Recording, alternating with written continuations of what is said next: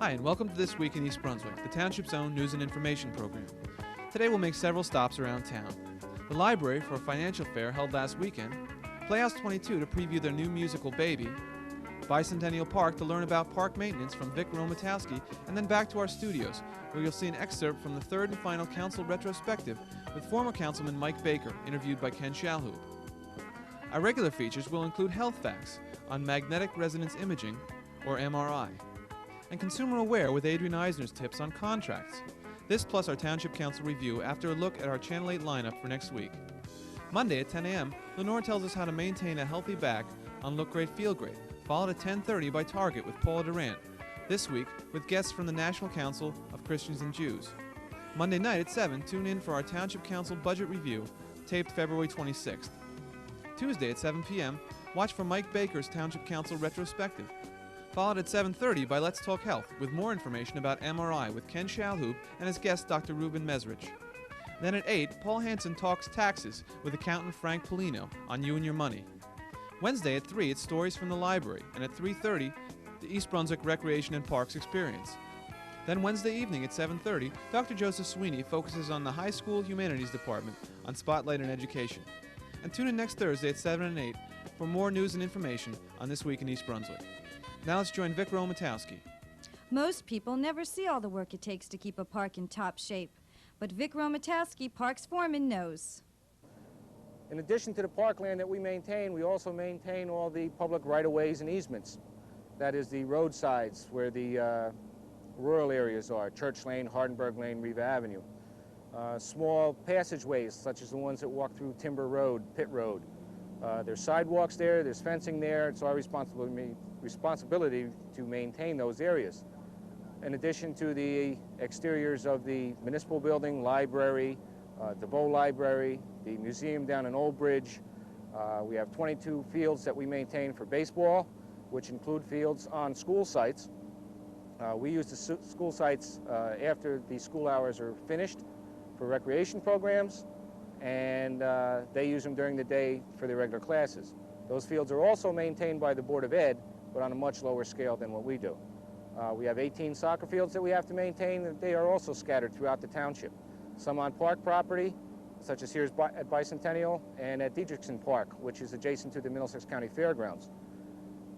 Other fields that we maintain are on school sites, and again, we have a share type operation where the school uses them in the daytime and we use them in the evenings and on weekends for the soccer club. In addition to the exterior of the buildings that we have to maintain and the recreation fields that are maintained, all the tennis courts that are in town are maintained by the Parks Department, the restroom facilities at the parks are maintained by our people. We are in the process here at Bicentennial Park of collecting leaves, much like the leaves that you do at your own yard. The leaves are scattered through hundreds of acres of the land that we own. We don't remove all the leaves, only from those areas that would create a hazard if they were left. Leaves are also removed from some of the grass areas, baseball fields, the football field here at Bicentennial, so that the grass has a better chance of establishing itself and providing a turf cover for the athletic events that are going to be held there. In addition to the building maintenance and ground maintenance and recreation field maintenance, we also do odd jobs for other departments. We will assist the Playhouse 22 community players with moving from time to time, different sets and so forth. We will assist the Department of Public Works, such as we are now. Half of my people, 3 to be exact, our full-time crew is 6, are presently assigned to Public Works on leaf collection. They will be returned to our department in the general vicinity of Christmas, when leaf collection is completed. At that time, we will begin our snow removal operations just like Public Works does. School walks have to be maintained, the library has to be open for people to use, the municipal building has to be there so you can pay your taxes, which pays our salary. Other facilities have to be open, such as the Camp Daisy building at Bicentennial Park, the Nature Center at the community park where several clubs meet on a regular basis. This snow removal operation is handled by us. Some of it is done with snowplows and trucks and payloaders, like you would expect, and other jobs are done just like you would do with snowplows and shovels. In addition to the snow removal that we handle the community beach, opening up of the community beach, the removal of tree limbs and such from the waterway. The outside exterior of the buildings have to be painted. The interior has to be cleaned up. Plumbing repairs, heating repairs, masonry work, carpentry work, anything that comes down the pike, the Parks Department handles. Our staff is good. We'll try to keep you happy, and we'll try to have you enjoy our parks as much as possible. You paid for them, use them and enjoy them.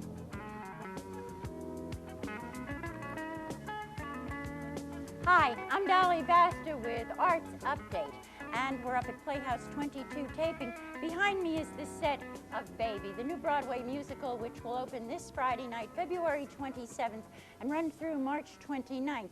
Now we'll be running Friday and Saturday nights and Sunday matinees. Curtain time on Friday and Saturday night is 8:30, Sunday is 3 o'clock p.m. The telephone number to call is 254-3939. That's 254-3939. Listen, you have got to come see this show. It is a blockbuster. You'll absolutely love it. It's a warm, funny comedy for anyone who's ever been in love or had a baby. And by the way, this is really not for youngsters under 13, okay? Why don't we take a minute and give a listen to what's happening? When you're pregnant, your emotions just run all over the place. I want them. I want those emotions. I can't wait. For a whole lot of years, you might say that I've been expecting. But I always made sure I didn't expect too much. I sat around at my potential. And now that I have heard this news, it's released all these possibilities, and all I have to do is choose. I want a quiet, simple life and some glory, and Steven Spielberg filming my first story. I want to be Gloria Steinem, Janis Joplin, Annie Hall. I want to be Katharine Hepburn, Connie Chapman. I want to be Mother Teresa, Sally Ride, Lucille Ball. I want it all. I'm 21 and I'll soon be a father too. Uh-oh, my burdens start to grow. The fun I used to know, I'm watching slip away. But my head is high and the air is sweet, and the street will not stay under my feet. I walk alone to a funky beach. Wherever I go, I'm happy. Starting Look at me. A part of me feels like you. Except my back is out, and I'm really not 22. Ooh, ooh, ooh, uh-oh. The kids are throwing it so. I should be through, but no. A fourth one's on the way. who hardly ever speak can do it. Fools can do it. Freaks can do it. What's so hard to do? Little guys without any hair. Guys who need my burdens grow and my heart is high. And the world I know I kiss goodbye. And I'm deep in debt and the well is dry. And my youth is gone and I touch the sky. And I'm feeling great and I don't know why. That's fatherhood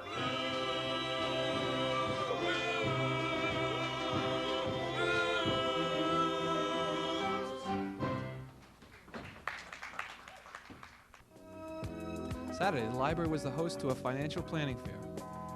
Librarian Claudia Link explains.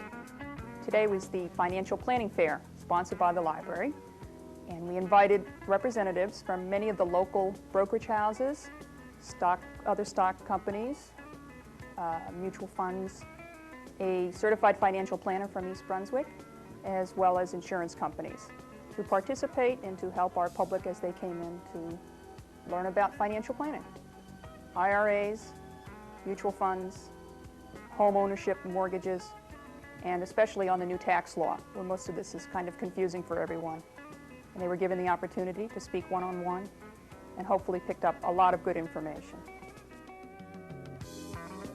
And now an excerpt from Mike Baker's Township Council Retrospective. Let's start off with just the general question, why did you decide to run in the first place? Having lived in East Brunswick all my life, grown up here, seen the changes, Route 18 being a 3-lane highway and the parking commuter center and flea market having been an old clay swimming hole, I was used to the change in pace, how things had been begun to develop.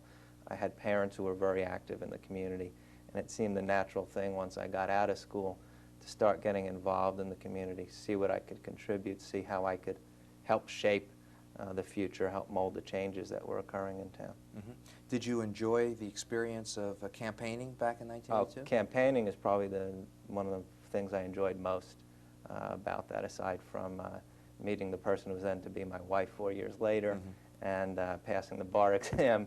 Certainly campaigning was a high spot. Meeting people, the challenge of always being up, always being on the go, knocking on doors, discussing issues, having people yell at you, having people say nice things, never knowing what the next door and the next phone call was going to bring. It was a real experience and excitement involved in campaigning. Okay. What's your overall impression of your term? And then we'll get into some specifics. Okay. I can start off by saying it was a very, very tough transition for me to make, going fresh out of school, where the biggest decision I had to make was which class to take, what time to get up in the morning, or solving problems, where the biggest problem was a problem on a calculus exam, to dealing with real-life decisions that had to be made every Monday night or every other Monday night, involving thousands or millions of dollars of other people's money. Going from a sort of laissez-faire student life right into decision-making was a very hard transition. I had to very quickly develop ways to make decisions, very quickly develop ways of analyzing things, and sort of do all that in the rush and tumble of the enormous amount of information you have to pick up and assimilate in the first couple of months on the council. Well, let me interrupt for just 1 minute. You ran for council right out of right out law of school? law school. Oh, so you hadn't even worked at the... I got my first job a month before I was elected to the council. Oh, okay. So you really were. I mean, it was a whole new experience. Fresh out of school, like nothing I'd ever done before.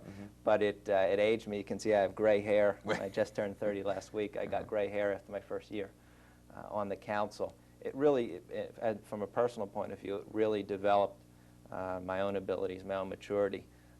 I actually did age several years in this pace of a couple of months. But an overall impression, I thought that part of the term was a learning experience. Part of the term was a doing experience. And in between, you sort of handle the issues as best they can while you're learning, and you try to direct them to the right conclusions as best you can while you're in the director's seat or in the driving seat. And I think that if you can get 1 or 2 good things done a year in a 4-year term, you've really accomplished something. I think I did that. You know, it's kind of interesting that your first working experience was one in public service. How did you feel about that? I was always tuned into it. I volunteered for campaigns and community group service back when I was in high school. It was something that I'd always had an interest in. And it seemed, as I said, it seemed natural coming from the family background that I did, and being a native East Brunswick resident, that public service was something that I had an obligation to do. So I went into it willingly. Okay, now what were some of the specific milestones that you feel that you achieved and you're proud of? The easiest way to do it for me would be to sort of break them up by years. Okay. In the first year in office, there were a couple of things that come to mind. The first one was dealing with my first budget, which at that time was about $14 or $15 million budget, and having to make some very hard decisions involving that budget. It came down to me being a proponent for cutting out about $250,000 from the budget, and it ended up with laying off about 16 municipal employees. And this is something that I made a decision on after only 4 months on the job. That decision has saved the town a lot of money each year since then. But at the time, looking at the employees, some of whom had been here for a very long time, and having to make that decision to make a cut was a difficult decision, but I also think it was a good decision. Also in that year, we had a big triumph in the community, which was winning the fight against the siting of a resource recovery plant, or garbage burning incinerator in town. I'd started in the fight against that back in 1980 when I helped found Irate with some other folks from the Pine Ridge section of town, which was where I lived at the time. Where was that supposed to go, that incinerator? That was supposed to go right by the Edgeboro landfill, which would have been about 1,200 feet from the neighborhood where I grew up, where my family lived, where most of my friends had lived. And it started in 1980. It was a 3-year battle. We finally began to turn the tide of opinion with the public officials outside of the town. And then I believe that was the year we had a referendum where the voters voted down the idea of resource recovery. I think it was 3-1. And I think that was probably the major single accomplishment of 1983 for me, and as a milestone for the excuse me, as a milestone for the community as well. In 1984, we had some more nice things happen. That was a pretty good year. We had the opening of the Senior Citizen Center, which the seniors and councils and mayors long before me had worked for.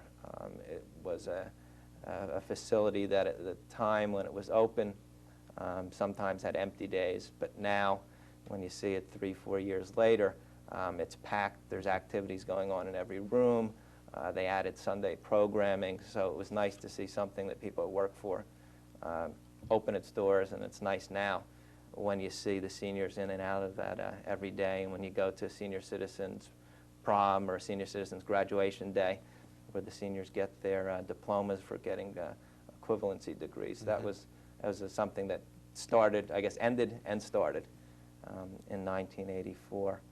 1985, let's see if I can remember back that far. Now that I'm 30, my memory is yeah, I can identify with that. Is starting to go a little bit.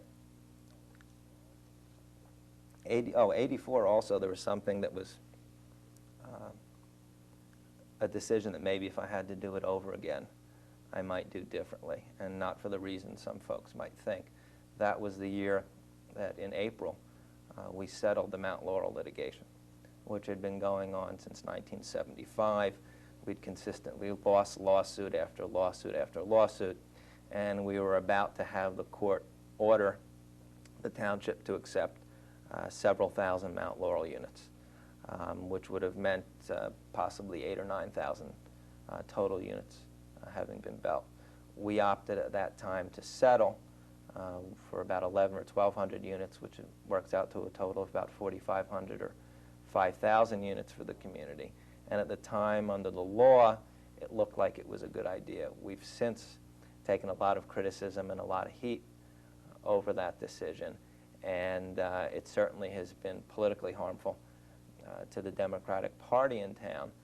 Some towns where the leadership decided to stonewall it and continue on fighting did much better politically than we did, but from a community benefit standpoint, a town like Monroe, which fought and fought and fought and is still fighting, had more units built in it than East Brunswick did. So I guess from a public appearance point of view, it would have been better not to have settled it. Mm-hmm. From a public policy point of view, it still saved us from having to have several thousand extra units. Mm-hmm. So that was 84. That was 84. 85 was the year of the Riders Lane bypass discussions and debates. Big year. It was a big year. $4.5 million road project, which unfortunately grew to $6 million with inflation, with added cost of land acquisition in town.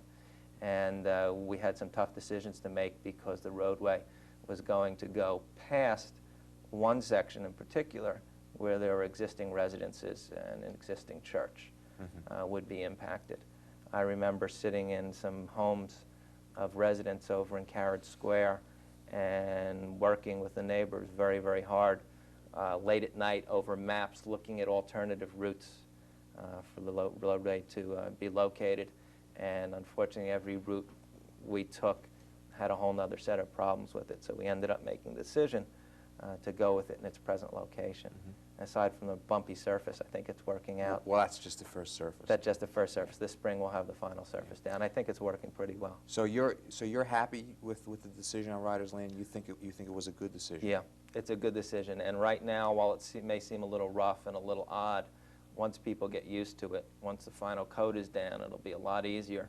And then once the full development in that area is completed and folks can see that there was a reason and a method behind the madness of putting the road through the farmer's field, which was to allow the new homes as well to exit onto it.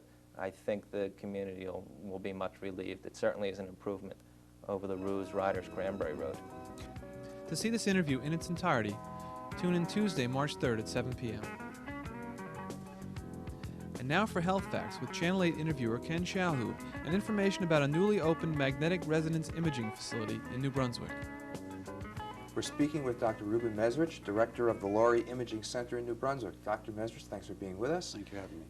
Tell our viewing audience, what is the Laurie Imaging Center? The Laurie Imaging Center is a joint effort that the Robert Wood Johnson University Hospital and St. Peter's Medical Center. It's a imaging and research center. We use a device, a system called a magnetic resonance imaging system, which is based on a combination of large magnetic fields and smaller radio waves to generate remarkably clear pictures of the insides, the organs of people, and how they change with disease. Mm-hmm. When did the facility open? The facility opened on February 4th and has been happily in constant operation since. We treat a variety of diseases, or diagnose, image a variety of diseases, mostly at the moment related to the brain, the spinal cord, although we do some imaging of the abdomen, the heart, mm-hmm. the pelvis. And this is a non-invasive method? Absolutely non-invasive. The patient would lie on a reasonably comfortable couch, is slid into the center a tube of a large magnetic system. The system itself is about 8 feet high. The tube is about 3 feet wide. Patient slides inside to a well-lit, comfortable area, and that's all for about a half hour. The patient can be awake. I tend to fall asleep when I go into the system. Mm-hmm. And the examination can last for a half hour to an hour and a half. We don't use any x-rays at all. There are no injections of any sort. And images are generated without twisting or turning or moving about. And some of the conditions that can be indicated with this? Well, they vary from tumors to multiple sclerosis to infection to discs, either the cervical spine or lumbar spine, to abnormal fluid collections, follow-up of a stroke or of a bleed. It is not at the moment used for acute or emergency studies, but it is a very nice examination for following the progress of treatment of these diseases. Well, I wish you a lot of luck with the program. Thank you very much. We've been speaking with Dr. Ruben Mezrich, director of the Laurie Imaging Center in New Brunswick. I'm Ken Shalhoub for Health Facts. Hello, and welcome to Consumer Aware. I'm Adrienne Eisner, director of the East Brunswick Consumer Affairs Office. Have you ever signed a contract and then regretted it later on? No, no, no. This might be what you wished you would have said instead of signing that contract. Now you have to go through the headaches of canceling because you changed your mind. Both New Jersey and federal laws allow consumers to cancel contracts in certain situations. In most cases where the law allows you to cancel, the contract must contain a printed notice telling you of this right and explaining to you how to go about canceling. Never assume you have the right to cancel if the contract does not have this notice.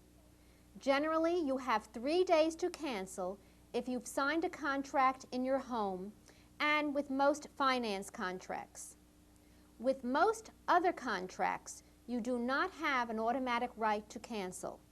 So don't put deposits down unless you are certain that you can cancel. Otherwise, you might lose quite a bit of money. If you do have the right to cancel, don't assume that a telephone call will do the trick. Be certain to notify the business of your cancellation by certified mail, return receipt requested. Your letter must be postmarked within 3 business days after you sign the contract. And be sure to keep the return receipt. That will serve as proof that you canceled within 3 business days. If you don't have the right to cancel, and it is not stated in the contract, you can still try by calling or writing to the business involved. But it will be the decision of the business whether to allow you to cancel.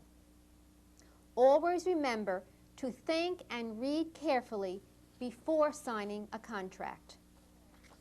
Don't sign if there are any blank spaces or until you fully understand all the terms. And don't allow anyone to high pressure you into signing before you are ready. If you need any further information, please contact us at the East Brunswick Consumer Affairs Office. Our telephone number is 390-6954. Our office hours are Monday through Friday from 9 a.m. until 5 p.m. Call us for any help you need with consumer-related problems. Thank you for joining me on Consumer Aware. See you again next week. At last Monday's Council Action Meeting, Council President Russell Walker read a resolution congratulating East Brunswick Superintendent of Schools, Dr. Joseph Sweeney. Dr. Sweeney was one of 13 superintendents nationwide to receive the 1987 John F. Kennedy Center Award for commitment to high-quality arts education programs. The resolution congratulated Dr. Sweeney for his outstanding achievements and his dedication to serving the school children of East Brunswick. Mayor William Fox proclaimed March Mental Retardation Month in the township. And the council authorized approval of an agreement between the township and the New Jersey Turnpike Authority. The vote followed a year of negotiation between the township and the authority over the widening of the turnpike through East Brunswick. Before the vote was taken, the council listened for over an hour as residents expressed their opinions about the agreement. The council also authorized Township Attorney Bertram Bush to file a suit against the owners and operators of the Edgeboro landfill, the DEP, and any others in order to eliminate health hazards at Edgeboro. Also, in a resolution which lists Edgeboro's violations of state statutes and codes, the council gave its most strenuous and vigorous opposition to any expansion or extension of the landfill. In another resolution, the council cited the many years of suffering the harmful impact of Edgeboro by the township as cause to oppose both a resource recovery facility and a landfill for disposal of ash from a resource facility in East Brunswick. By a 3-2 vote, the council acted to grant relief from a $75,000 loan to the East Brunswick Community Players. In exchange for the relief, the Playhouse has agreed to send 2-for-1 tickets to the Playhouse to all residents of the township. That's all for this week. Thanks for watching.